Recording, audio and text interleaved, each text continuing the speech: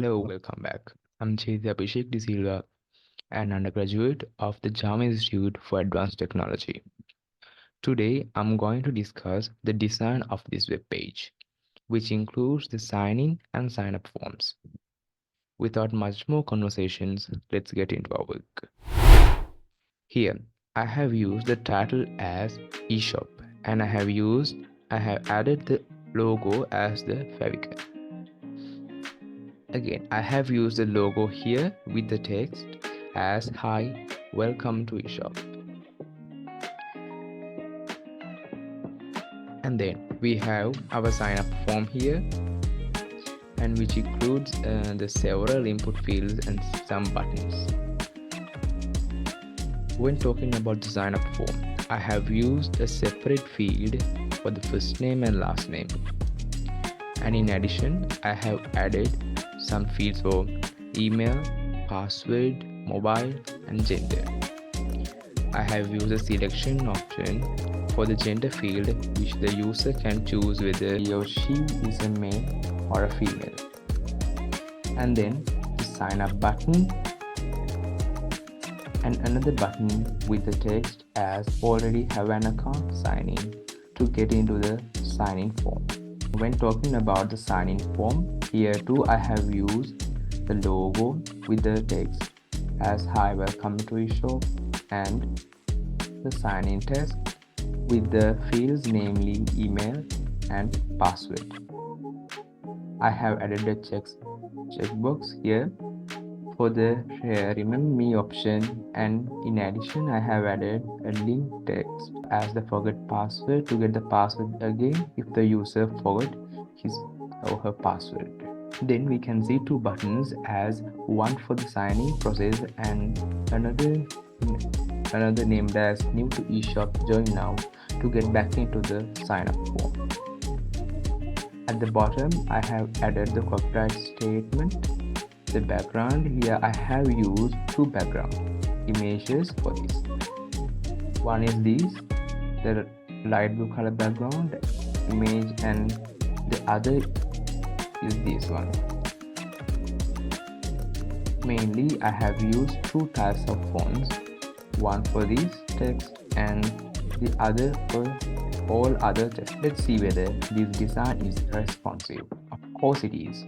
This is the view of the design in 4K. And then this is the design of the website, a large size laptop. And then the normal laptop size. And then a tablet size. Here the one of the background image is not displayed here. And also the copyright statement is not displayed here. Large mobile screen. Here too, as in the tab screen, the copyright statement is not displayed and one of the background image is not displayed. And then the medium size mobile and then a small size mobile.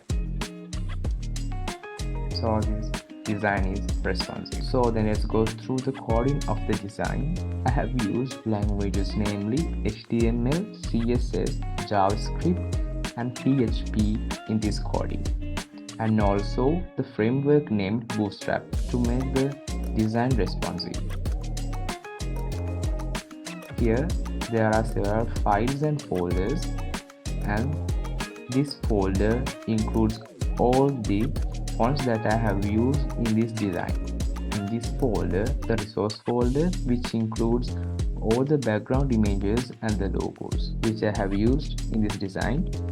And these three files which belongs to the Bootstrap framework, and a connection.php file which consists the coding of the connection of the web page with our database, and this is the main file, the index.php, which consists of the design and the JavaScript file and a separate CSS file in addition to the Bootstrap framework.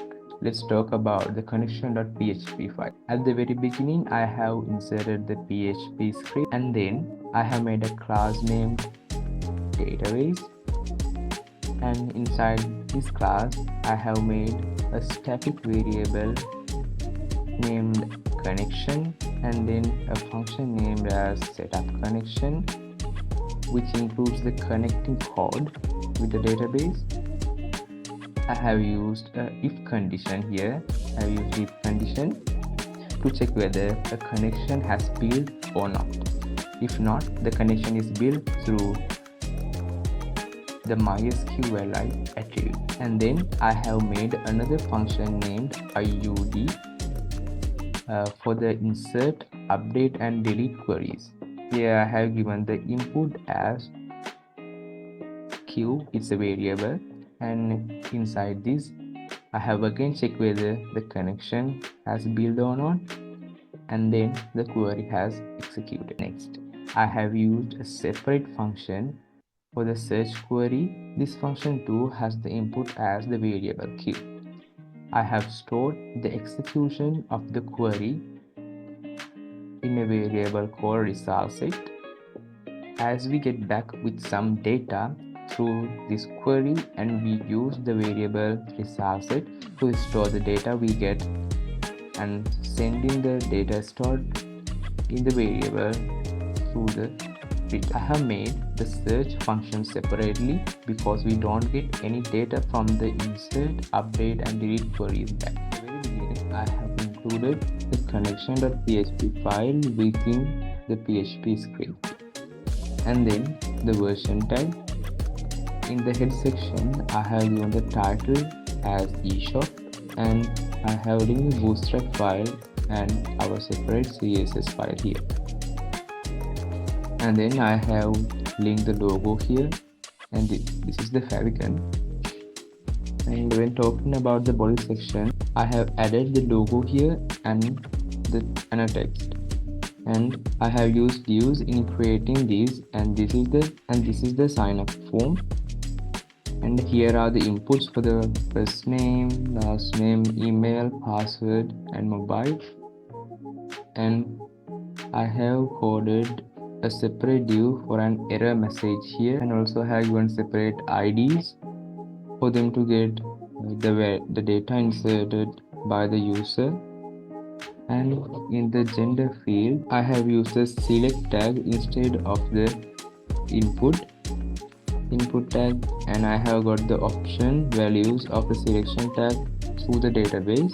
This part is called inside the PHP script. Then I have called the search function here, and I have given the query to store in the variable named Q, and I have stored the data we get back from the database in a variable called rs. And then I have counted the number of rows in it, and I have used a for loop here and for getting the data of variables through fetch assoc, and then displaying the data we obtained in the option tag. Let me show you the database. This is the database named eShop, and this is the gender table, which includes the data as male and female. And then here are the two buttons as sign up and other to get moved to the sign in form here. And then in the sign in form, likewise in the sign up, I have used several input fields, namely email and password, and in addition I have given an remember me option with the checkbox and the link text for the forget password. And then the two buttons, namely the sign in and the other button to get back into the sign up form. I have made a function named change view to be called when the user clicked on this button. I have used that in both the buttons in sign in and sign up forms to toggle between the sign up form and the sign in form. And in the change view function, I have get the sign up and sign in forms from the given IDs and stored them in separate variables as sign up box and sign in box. And I have used the toggle attribute with the class dnone here. If one of these two have the dnone class, through this the dnone class remove from the forms which have the dnone class and inserting the dnone class in the form which do not have the dnone class in its class list. I have coded both the sign in and sign up forms in the same file the index.php file, so no any change occur in the URL. And then I have used the copyright statement, and at last I have linked our JavaScript file. So this is the code for the design of this web page. So let's meet with another video, and bye for now.